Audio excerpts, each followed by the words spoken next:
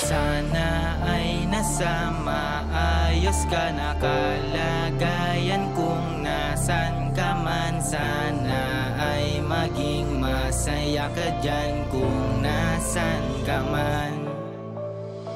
Ikaw ang dahilan kung bakit buhay ko nagbago, naging masiyahin lalo na nung naging tayo. Lagi magkasama tayo sa ating mga plano. Sino man sa ating walang balak na manggago. Sa bawat problema ikaw ang aking tagapayo. Kapag gumagala ako iyong tagapayong. Ikaw lang ang aking kapi kaya ako'y malabong. Mawala sa iyong tabi kaya ikaw ay mahinahon. Pangalan ko ay Elmer, buhay ko ang rap.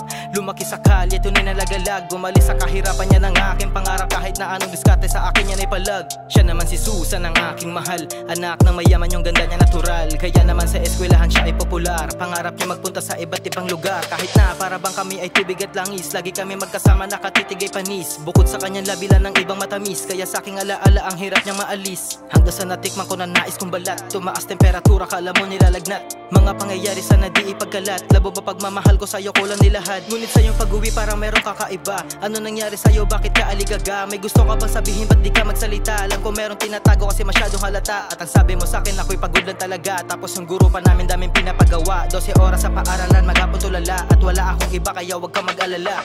Sana ay nasa maayos ka na kalagayan, kung nasan ka man. Sana ay maging masaya ka dyan kung nasan ka man.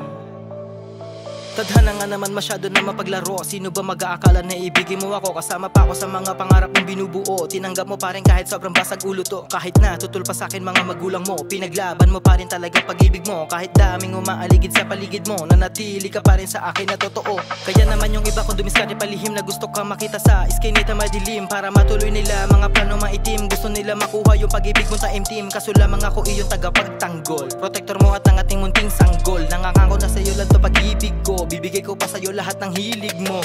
Kaso nga lang dumating ngayong araw, problema'y magkakasunod na. Si Santi sa aking trabaho, pagod pa sa biyahe, di ba kaya mo't pagbaba ko sa jeepney, ikaw yung nakita kaya ako ay sumunod. Di makapaniwala sa aking nakita, parang yung puso ko'y lunod. Pag sigaw ko ng hoy, sino yan lalaking yan? Sige subukan mo na lumapit dyan. Ikaw ay nagulat na paiyak at sa akin ay napaluhod. Ako ay nawala sa sarili nila mo ng galit na parang gustong manuntok ng akma na sanang lalapit sa aking sentido. Baril niya ay nakatutok.